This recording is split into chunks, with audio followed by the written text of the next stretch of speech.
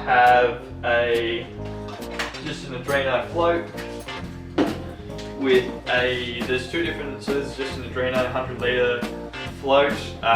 Pulls very great underwater. I've got the flag attachment, you'll see that in episode 3 where I've hidden that, but it's also lead weighted at the bottom, so it always hangs upright, so the flag when you put it on there always sticks upright.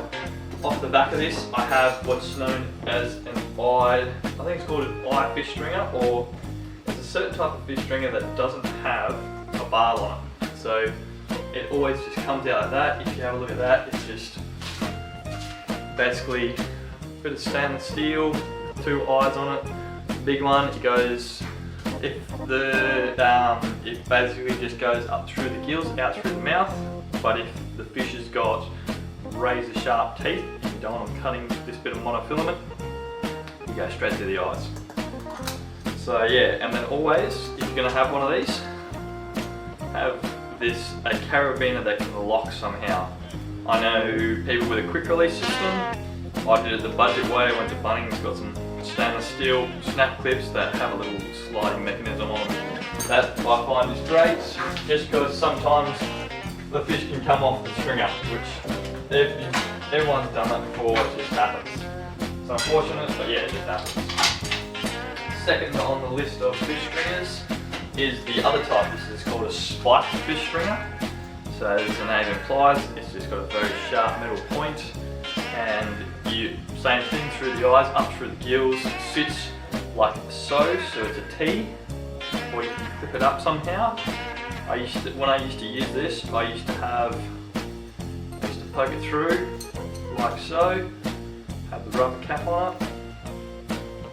So it always used to run like that, but then sometimes bar would go through like that and you'd find yourself getting caught on the reef, or I found that I got stabbed a lot of times while diving with this particular fish stringer. Moving forward, man, we're blasting through them. Moving forward, we have the Land and Sea underwater dive torch. Now I haven't used this as of yet. I bought this just because, yeah, it's a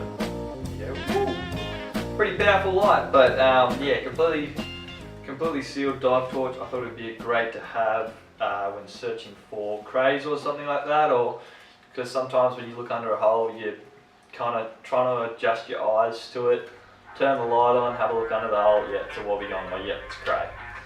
Great stuff.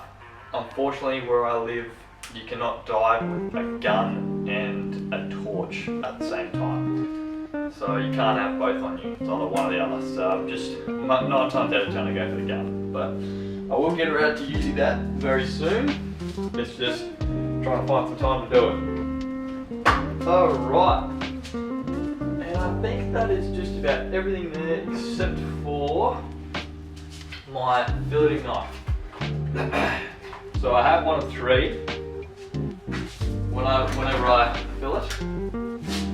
So I have a 7-inch knife, I have a 9-inch knife, which is this one, and I have sort of like a meat cleaver, traditional chef style knife.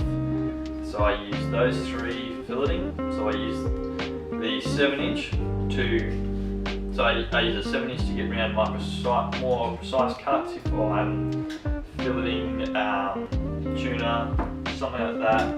I get that first little kind of cut up the side there, or I do it with this one. Just when I'm getting that up over bones and up over rib cages, whatever, 100% I use the 7-inch. Then when I've got to make big cuts down the dorsal to the spine, I grab the 9-inch knife.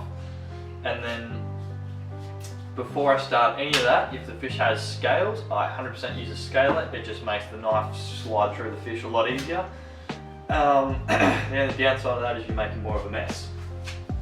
But I use a scaler first, 7-inch one to get all my precise cuts, or depending on how big the fish is, 9-inch, and then I cut all the way down to the spine, get it all filleted, and then I go to the rib cage, press the rib cage down with the 7-inch knife because it's a lot more stiffer, and just run it over. Try not to waste anything on the fish. I'm all about trying to make the full, trying to make purpose of the whole fish. You're not wasting anything.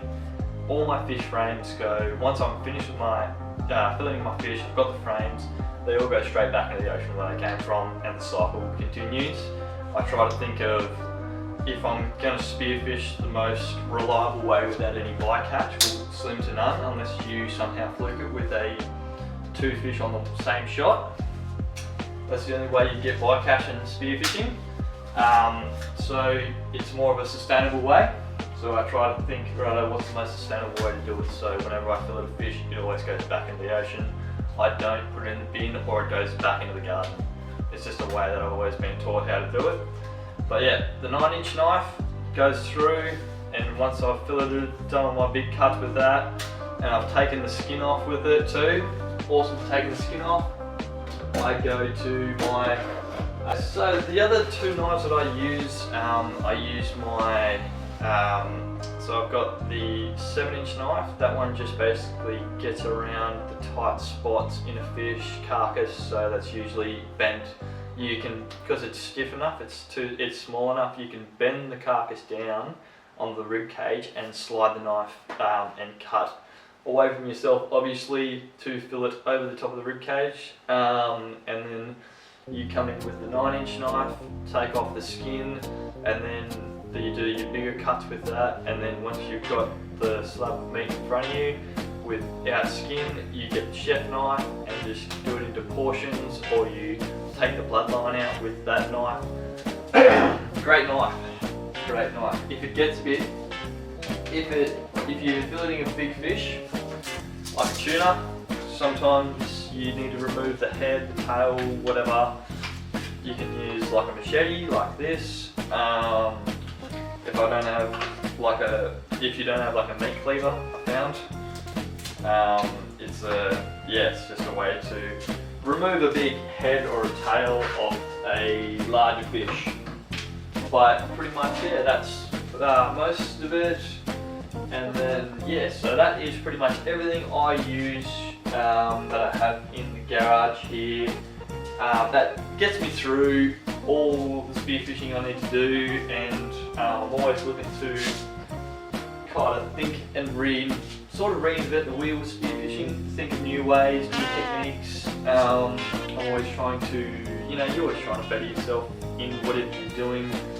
But let me know if you want to see a video on the surfboards here, what surfboards I use, what I know about them, what I don't know about them. I might see if I can, I might see if I can bring someone along who's a bit more experienced in that. They can talk a lot more about it, and about fin selection, wax selection, leg ropes, all that stuff to do with surfing.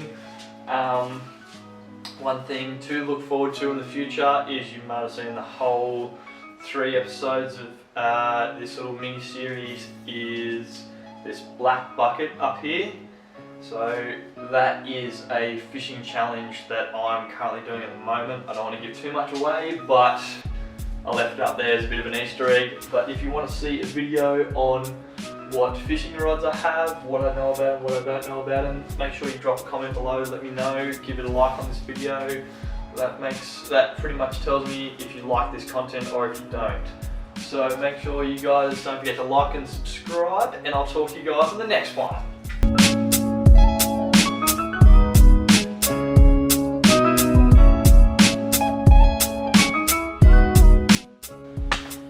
Like I said, I nearly forgot this, but man of my word, I have been wearing these Rob Allen socks the whole time, and I can, if you can't hear, they're pretty good.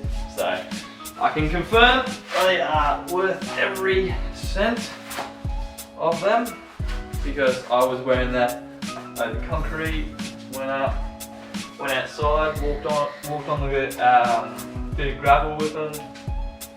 No rocks in my feet, no new holes in my socks, so 100% recommend them. And they're just as easy to take off, as you can probably hear in my voice. Recommend them. Right. End scene.